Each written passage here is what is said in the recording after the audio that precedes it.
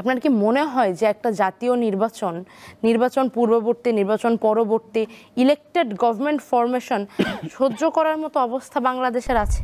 আপনাদের প্রতিনিধিও তো নুসরাত অন্তর্বর্তীকালীন সরকারে রয়েছে, তো তাদের সঙ্গেও নিশ্চয়ই আপনাদের আলাপ আলোচনা হয়েছে যে এই অন্তর্বর্তীকালীন সরকারের থেকে তারা কোনো মতামত দিতে পারছে কিনা যে নির্বাচনটা। দেখুন, তারা যখন সরকারে আছে তখন তো তারা একই সঙ্গে দু ধরনের প্রতিনিধি।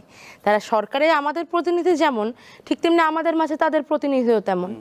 আর আপনি যদি মনে করেন যে এখানে তাদের কাছ থেকে কতখানি সময় তারা পাবে এটা আমরা জানি কিনা, দেখুন এই উত্তরটা খুব স্বাভাবিক। বাংলাদেশের মানুষ 16 বছর নির্বাচন দেখেনি। তো আমরা সবাই চাই, যেমন আমি আমার জীবনে আমি ভোটার আইডি কার্ড পাওয়ার পর থেকে একবার ভোট দিতে পারিনি। কেন? কারণ আমি কোনো ভোট হতে দেখিনি। 24-এ যেটা হলো সেটা তো ডামি ইলেকশন। তো ভোট, বাংলাদেশের মানুষের ভোট দেওয়াটা বা দিতে পারাটা যেমন অধিকার, ঠিক তেমনি যে দায়িত্ব, এই রিয়েলাইজেশনটা একটা প্রজন্মের মধ্যে থেকে চলে গেছে। কারণ তারা কখনো কাউকে ভোট দিতে দেখেনি, নিজে কখনো ভোট দিতে পারেনি।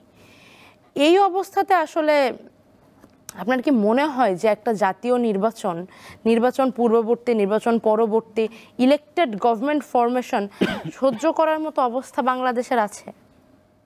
নাই। বাংলাদেশের রাষ্ট্রীয় সম্পদের ভাঙাচোরা দিকটা ক্যামেরাতে আপনারা বাইরে থেকে ধরতে পারেন।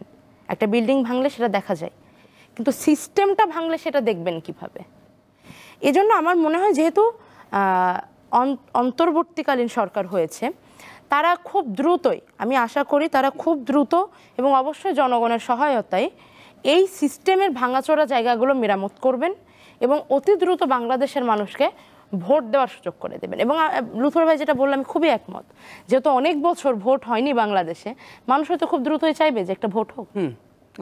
কিন্তু এই চাওয়াটা তোলার আগে মনে করেন যে বাংলাদেশের মানুষ তো এক সপ্তাহ পরেও চাইতে পারে। আমি মানুষকে রিকোয়েস্ট করতে চাই যে আপনারা অন্তত সিস্টেমটা মেরামত হওয়া পর্যন্ত একটু সময় দিন।